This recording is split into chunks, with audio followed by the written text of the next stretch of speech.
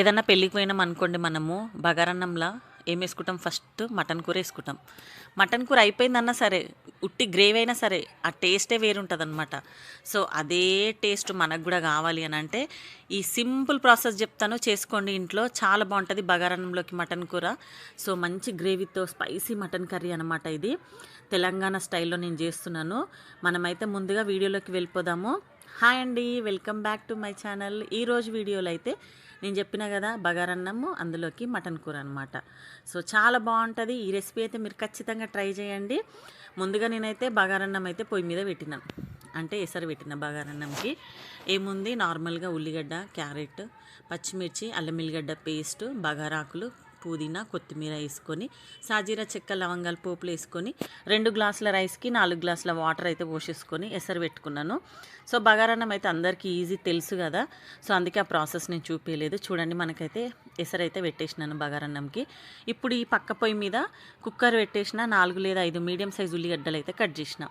ఈ కుక్కర్ వేడైనాక కావాల్సినంత నూనె వేసేసి ఆ ఉల్లిగడ్డలు వేసిన. ఆ ఉల్లిగడ్డలు అయితే చూడండి మంచిగా నూనెలు ఉడుకుతున్నాయి. ఇప్పుడు ఇందులో కొద్దిగా పసుపు, అట్లాగే కావాల్సినంత సాల్ట్ అయితే వేసేసి కలిపేసిన. చూడండి, 4 లేదా 5 పచ్చిమిర్చి అయితే ఇట్లా మంచిగా కట్ చేసి వేసిన. సో ఏంటంటే మనకు ఈ మటన్ కూర మంచి గ్రేవీతో వండుకుంటే చాలా బాగుంటుంది అనమాట బగారన్నంలోకి. సో ఏంటంటే ఇప్పుడు ఈ కాంబినేషన్ను మీరు కూడా ఖచ్చితంగా ట్రై చేయాలని నేను చెప్తున్నాను ఈ వీడియోలో. చూడండి, మూత అయితే పెట్టేసినాను, ఎసరు ఇంకా రాలేదు. బియ్యం అయితే పక్కకు నేను కడిగి పెట్టుకున్నాను.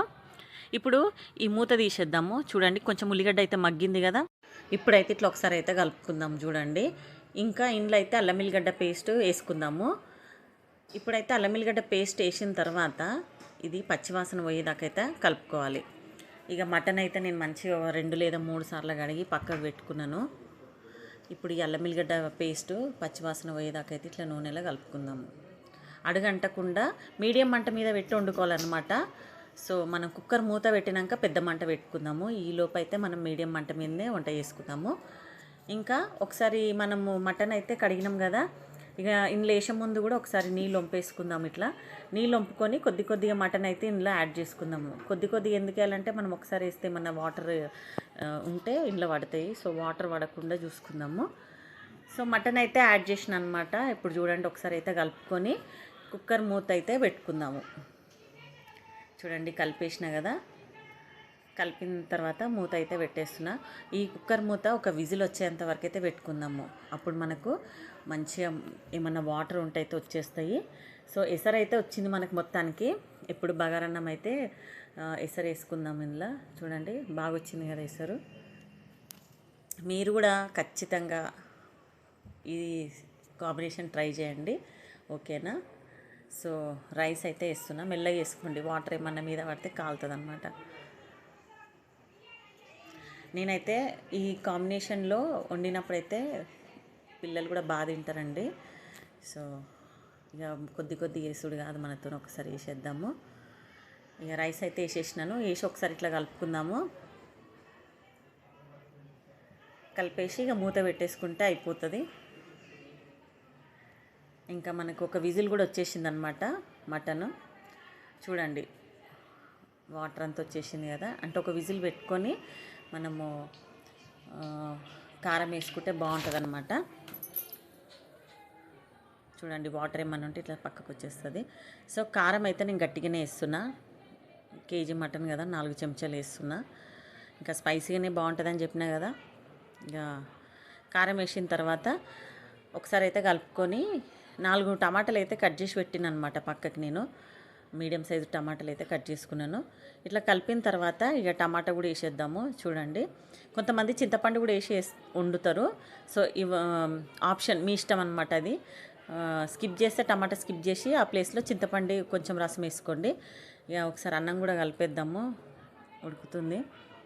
ఇక టమాటా వేసిన తర్వాత కుక్కర్ మూత పెట్టేసిన. ఇంకా మనము మళ్ళీ ఇంకొక విజిల్, అంటే టమాటా ఉడకాలి కదా. ఎసరు అయితే ఇప్పుడు పోయలేదు మటన్లా. చూడండి, ఒక విజిల్ అయితే వచ్చేసింది మనకు. టమాటా వేసిన తర్వాత ఒక విజిల్.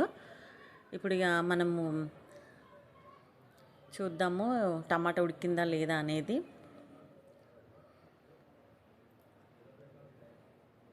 సో టమాటా కూడా మెత్తబడ్డది మొత్తం. చూడండి,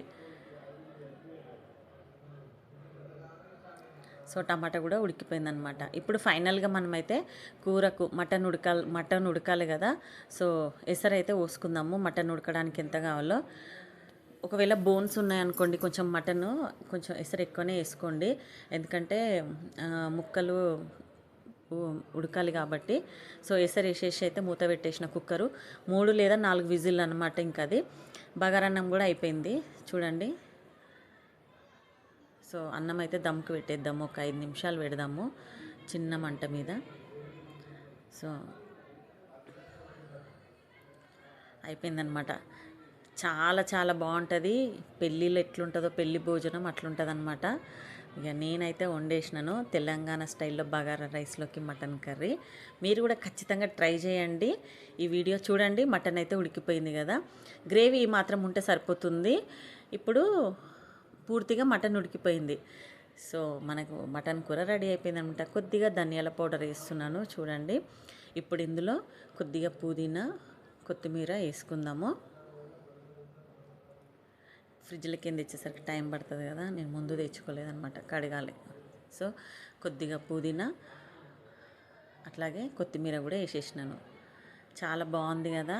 సో టేస్ట్ కూడా చాలా బాగుందండి. గరం మసాలా కూడా కొద్దిగా ఇందులో వేసుకుందాము లాస్ట్గా. చూడండి,